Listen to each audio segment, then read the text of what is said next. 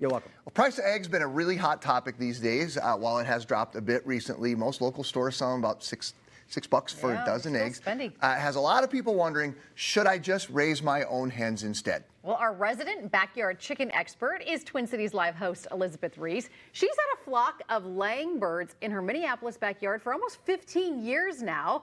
She's joining us to break down the pros and the cons this morning. Hi, Liz. Hi, you guys. Good morning. I just want it to be clear that I named myself the resident backyard chicken expert. That title was not given to me. It was self-assigned, everyone. So what do you want to know? Well, we think it's accurate. We think that it fits. Tell us about raising chickens. Like, you've been doing it for more than a decade now. What have you learned about it? Like, what did you think it was going to be like versus the reality of what it is like? You know, I was really well prepared because I took a class, I did a lot of research, I read a lot of books, and so I feel like the experience has certainly reflected my expectations. And frankly, it's easier and even more fun than I thought. You're looking right there at Nermal, one of my chickens. Nermal is a Brahma. We currently have just 2 chickens, so you don't need to have a massive flock. We have 2, Nermal and her friend Garfield, who I believe is inside laying an egg. Okay. I like the names. Good job. I'm assuming the kids helped you come up with those names, right? Obviously, yeah. What does that doesn't matter. So I've done the math on this. It's come up in our house in conversation, and to me, the math just isn't quite there. How do you work through that?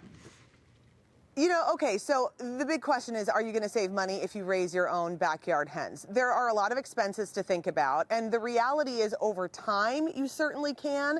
But if you're thinking, okay, immediately I want to just cut out spending money on eggs, no, it's going to take a little bit longer than that because there are some upfront costs that you need to consider. Number one is the coop. So this is a coop that my husband Jay built us. It's obviously going to be cheaper to build your own coop than it is going to be to buy one. And coops are just like cars, you guys. I mean, you could spend $20 with scrap stuff putting together a coop. You can spend $25,000 on a fancy coop. So that's a real decision that you have to make. You also have to get some other things. Hey, Nermal, I'm just going to open this door a tiny bit.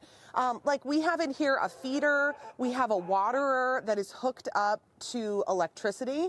If you don't have an outlet nearby, you're going to need to do an outlet because you've got to keep that water from freezing in the winter. You may want to consider using a supplemental heat source in the winter as well. So those things are one-time purchases. And then you also need to consider the regular costs of you likely will need to pay for a permit through your municipality. You also need to pay for feed, for bedding, and then for treats like mealworms, which I had, hanging out here that Nermal was eating. So that's kind of the cost breakdown. This is probably a silly question, but I always think like in the dead of winter, how are the birds surviving out there? They do okay, even in Minnesota's winter? They do great.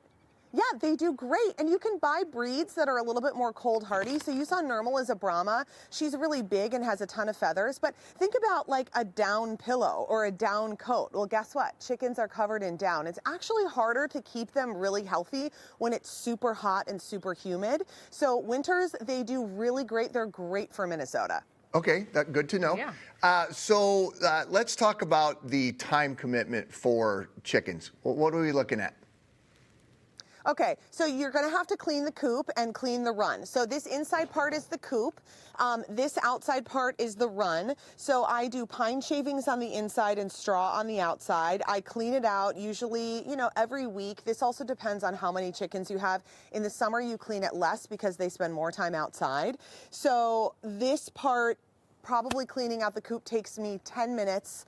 Every week, every 2 weeks. And then on a daily basis, you want to check their water, check their feed, and you want to do the most fun part, which is gather eggs. And that takes like 2 minutes. If you have a dog or a cat, I'm telling you, I have had both in my life. It is like a 10th of the time commitment of having one of those pets. Plus, these pets give you food. When was the last time your dog or your cat laid an egg? No, they just steal it. Not often. No, they just take it. Liz, do you have to worry? I see, is that Garfield that's cruising around or? That's Nermal. Yeah, Nermal's cruising around. Do I worry like about predators? Yeah, do you worry about like big predators coming in? Yeah. Yes.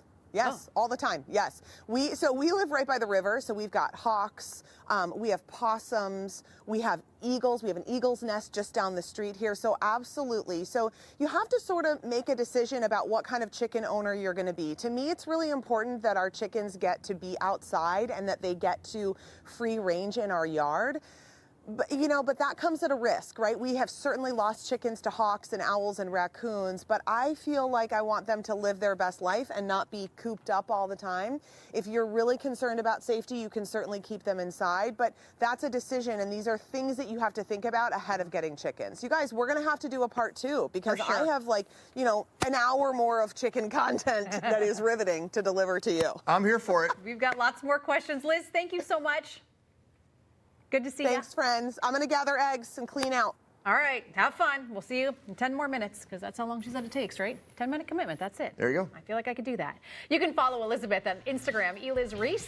We will be right back. Of course, she loves her chickens and gardening and recipes and all kinds